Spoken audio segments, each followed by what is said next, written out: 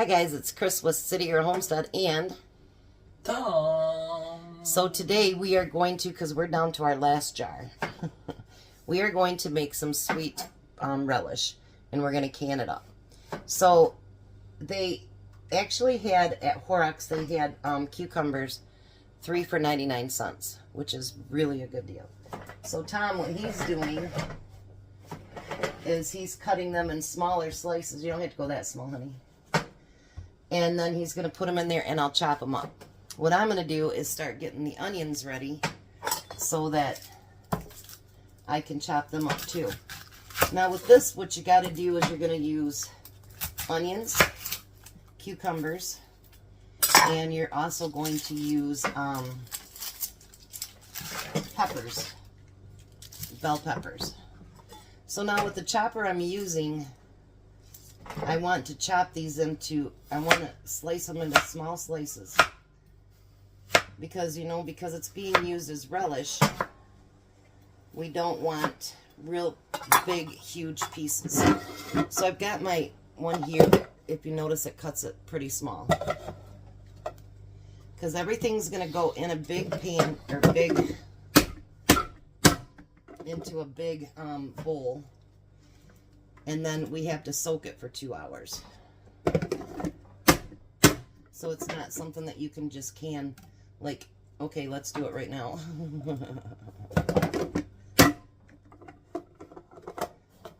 So see how small those pieces are that I'm cutting up?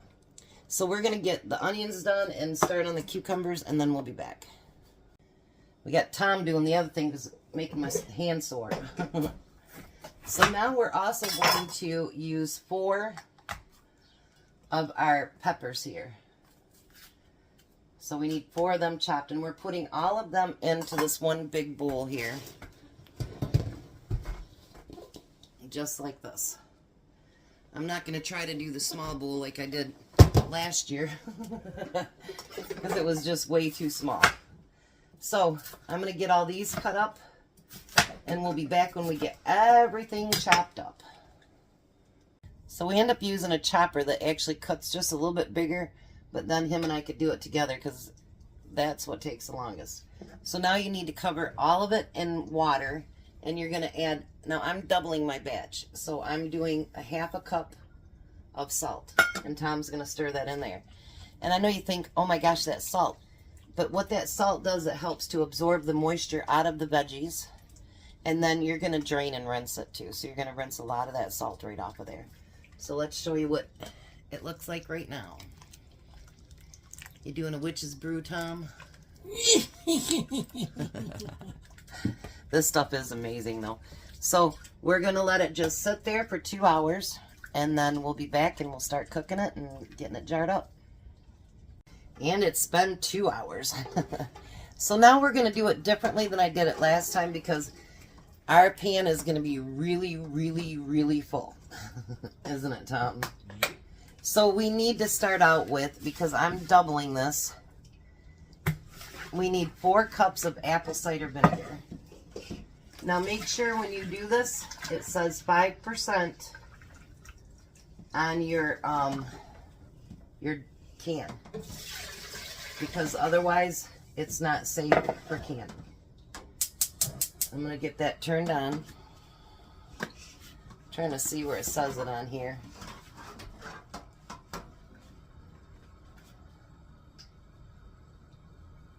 This one doesn't say it on there. But make sure that it says 5%. Then you're going to need, because we're doubling this up, we're going to need 7 cups of sugar.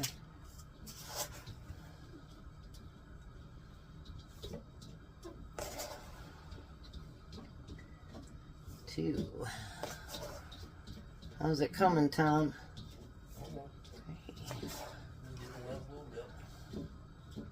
4, 5,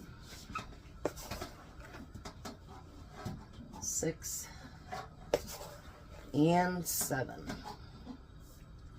Alright, so what we're going to do is, because it's so tight in that other thing, we're going to get all the brine done in this one. And then we're going to pour the brine over top of the pickles. Now we need 2 tablespoons of mustard seed.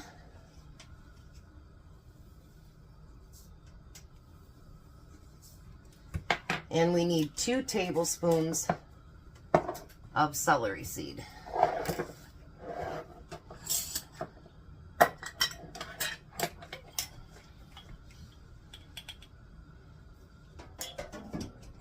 And 2. Alrighty, and we're going to get that all stirred up together. And we're going to get that, bringing it up to a boil. Because we want all that sugar to disintegrate. Just like this. And we're going to get our canner ready. We're going to get everything set up. So we're going to let that boil, and then we're going to add it to the pickles. And then there's another step after that. Alrighty, so we got it to a boil. Now we're going to dump all of that inside the pan. Mom's going to start stirring it. Dig deep. It's all got to be covered. Yeah, I know.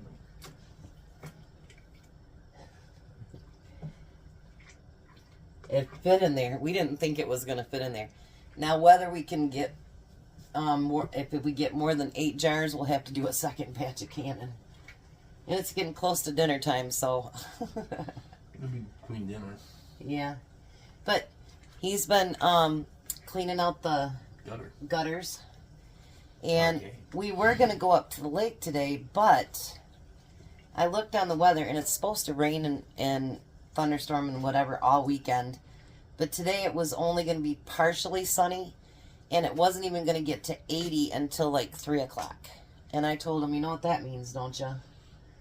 The water's going to be cold. So, I loved the real cold water when I was a kid, but now that I get older, it just feels really, really cold. And so, I'm not much into all that. So now what we're going to do, let me see it for just a minute. We're going to do is, let me show this to you. See, isn't that beautiful? Now what we got to do is keep stirring that and bring it up to a boil. And once it gets to a boil, then we're going to let it cook for 10 minutes. But we don't want it a full rolling boil for that 10 minutes. We just want it to be, you know, simmering, keeping it hot, so that it kind of cooks down for 10 minutes. Once that happens, then we're going to come back and can it. You can keep stirring if you want. So on the burner in front of him, we have my canner getting warmed up. We're doing the steam canner.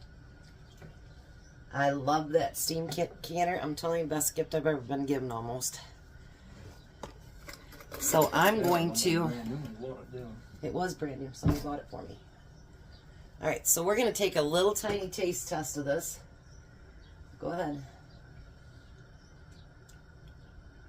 Oh my. That's perfect.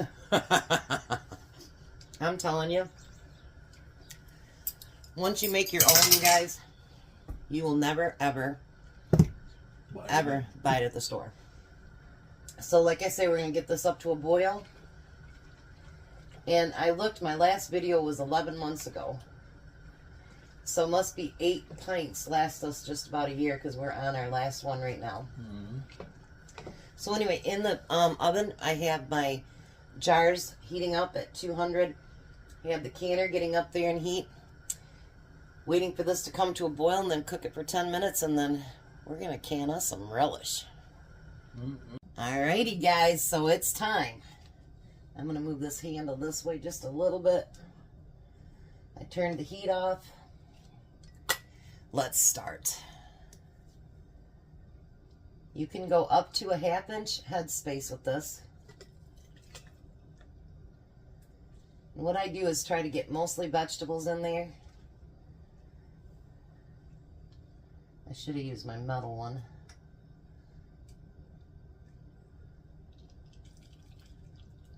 So you can get some juice put in there too. Then you're going to make sure that you debubble it. Your 1/2 inch will be right there, just above that ring. Then you're going to take your water, or some people still use the vinegar, and go all the way around the rim. Put your lid and ring on it. And you only want this fingertip tight. Isn't that beautiful? So then you can put it in the canner. Probably ought to use this one. You don't have to, but you can. Now these jars are nice and hot, so we'll do a second one. And then him and I'll can like crazy.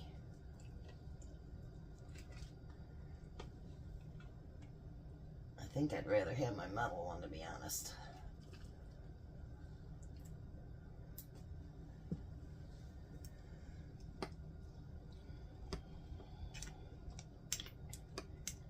Look at that. Isn't that beautiful? Wash that rim again. Always debubble. I know it's liquid, but debubble anyway. That way you always stay in the habit of debubbling. So we're going to get these all jarred up. Let's see how many we get. Alright, so we do still have some left in the pan, but we got 8 full ones in the steam canner. So once the steam comes out very strongly, that's when I'll start my timer. And this time's for 10 minutes. So we'll be back. So we ended up getting 11 pints, so we're going to have to do a second batch. This one's got how many minutes left? 9. 7 minutes left on the batch. And then we'll let it cool down for a minute, and we'll get this next batch in there. So we got 11 pints, so that should be more than enough for the whole year, huh? I'm pretty excited. Alright, there goes 8 of them finished. Aren't they beautiful? We got the second batch in there right now, waiting for it to come back up to temperature. We've already had a few seal as he was taking them out, so I think we've got a good batch. Did good, Tom, huh?